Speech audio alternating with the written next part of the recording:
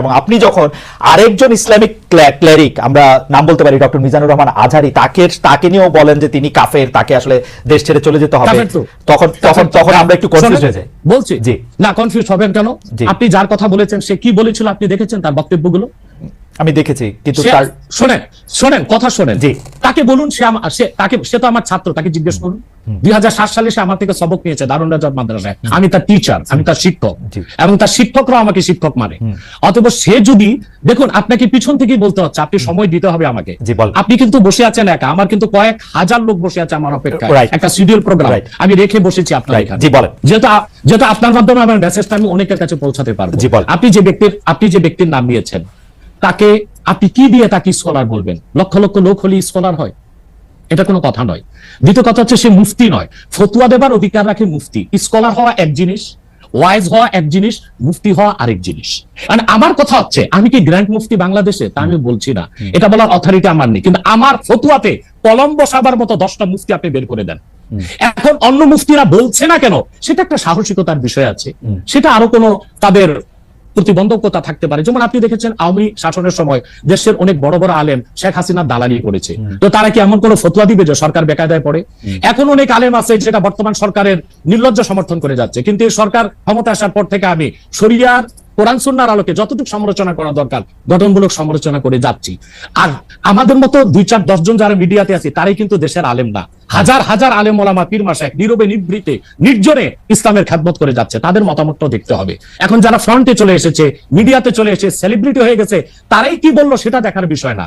এখানে তো যদি আপনি একটা প্রশ্ন আনেন যে আসলে স্বাধীনকে ক্ষমা পেতে পারে কিনা, বা রাষ্ট্র যদি স্বাধীনকে পৃষ্ঠপোষকতা দেয়, তার শাস্তি নির্ধারণ না করে, তাহলে কোনো জনগণ বিচারটা হাতে করতে পারবে কিনা?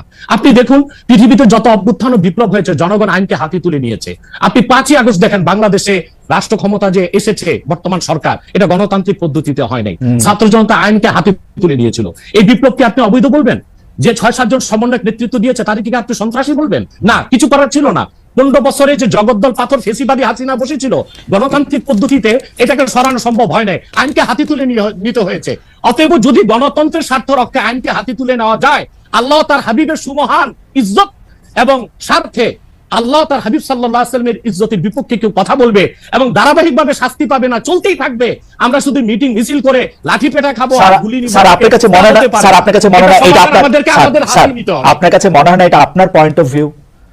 বিকজ আপনি যা বলছেন, হ্যাঁ আপনি এটা ঠিক যে আপনি তো একজন স্কলার, শিক্ষক, পড়াচ্ছেন এবং আপনি গ্র্যান্ড মুফতি না হলে একজন মুফতি, কিন্তু আমরা ধরেন আমি এখন কথা বললাম হচ্ছে যে বাংলাদেশে কিন্তু এইটাও প্রচলিত যে যারা বলতেছে যে তারা আসলে যা কিছু পরীক্ষিত হাদিস নয়, যা কিছু পরীক্ষিতভাবে কোরআনের ফায়সালা নয়, তারা তা মানতে চান না। ধরা যাক ঈদে মিলাদুন্নবী সম্পর্কে তাদের একটা বয়ান আছে, তাদের আরো অনেক কিছু নিয়ে তাদের একটা বয়ান আছে।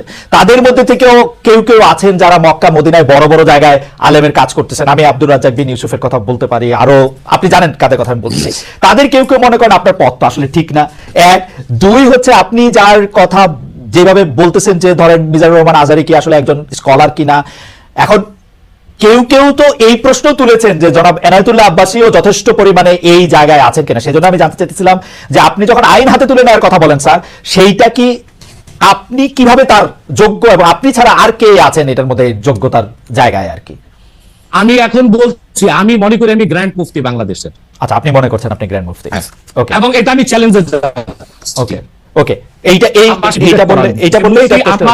আমার ফতুয়ার বিপক্ষে শোনেন, আমার ফতুয়ার বিপক্ষে যে যাচ্ছে তাকে আমার সাথে বসান, আপনার প্ল্যাটফর্মে বসান। দ্বিতীয় কথা হচ্ছে ঈদে মিলাদুন্নবী নিয়ে যে আপনি প্রশ্ন করেছেন, ঈদে মিলাদুন্নবী সাল্লাল্লাহু আলাইহি ওয়াসাল্লাম নিয়ে অনেক ডিবেট হয়েছে এবং ঈদে মিলাদুন্নবীর পক্ষে যারা, তারাই বিজয়ী হয়েছে। আর বাংলাদেশে ওলামায়ে দেওবন্দের একটা বিরাট অংশ যারা মূল ধারার, তারা কিন্তু ঈদে মিলাদুন্নবী নিয়ে কখনো বিরোধিতা করে না। কিছু মাত্র স্কলার আছেন যারা কোনোভাবে পারচেজ হয়ে আছেন, তারা ঈদে মিলাদুন্নবীর বিরোধিতা করে। আমরা বলি মিলাদ যার সিরাত না তার, মিলাদুন নবী সাল্লাল্লাহু আলাইহি ওয়াসাল্লাম ব্যানারও মাহফিল হতে পারে, সিরাতুন নবী সাল্লাল্লাহু আলাইহি ওয়াসাল্লাম ব্যানারও মাহফিল হতে পারে। এবং আপনি শুনেছেন আজকে 4 বছর যাবত সৌদি সরকার উচ্চ ওলামা পরিষদ ফতোয়া দিয়েছে যে ঈদে মিলাদুন্নবী উপলক্ষে মাহফিল সৌদি আরবে হবে এবং 12 রবিউল আউয়াল তারা রাষ্ট্রীয় ছুটি ঘোষণা করে রেখেছে। এবং বাংলাদেশে বর্তমান সরকারও যথেষ্ট আলেম ওলামা আছেন যারা কওমি ঘরানার এবং দেওবন্দ ঘরানার, যাদেরকে আমরা আহলে হক মনে করে থাকি। এবং আমরা মনে করি জৌনপুর, ফুরফুরা, হাসিনা, আহলে সুন্নাত, আলে হক একই ধারাতেই চলে আসছে। তারাও কিন্তু ইসলামিক ফাউন্ডেশনের দায়িত্বে আছে এবং তারা কিন্তু এবারও ঈদ এ মিলাদুন্নবী ব্যানারে প্রোগ্রাম করেছে এবং আমি সেখানে অংশগ্রহণ করেছিলাম একদিন। অতএব বিচ্ছিন্নভাবে কে ঈদ এ মিলাদুন্নবীর বিরোধিতা করলো, আব্দুর রাজ্জাক সাহেবের নাম বলেছেন, ওনাকেই বসান আমার সাথে কথা বলি, সংলাপ হতে তো কোনো দোষ নাই। ওকে, বা আপনি আরো যাদের কথা বলেছেন আচ্ছা, তাদেরকে বসান আমাদের সাথে।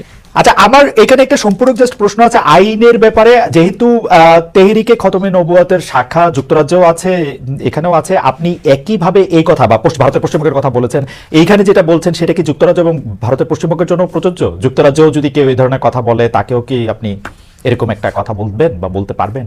জি জি বলবো। আমি যুক্তরাজ্যে যে সাফার করে এসেছি সেটা শোনেন আগে। 2 বছর আগে আমি যুক্তরাজ্যে গিয়েছিলাম। আমার 7টা প্রোগ্রাম ছিল। 4টা প্রোগ্রাম করতে পেরেছি, 3টা প্রোগ্রাম আমি করতে পারিনি। এবং সেখানে আমার বিরোধিতা করেছিল নাইজেল ফারাজ।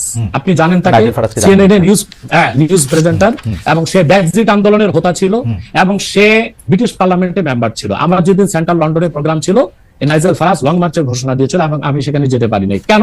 নাইজেল ফারাজ 23টা প্রতিবেদন করেছিল আমার বিপক্ষে। তার মধ্যে উল্লেখযোগ্য ছিল যে আমি মুরতাদের শাস্তি মৃত্যুদণ্ড চাই।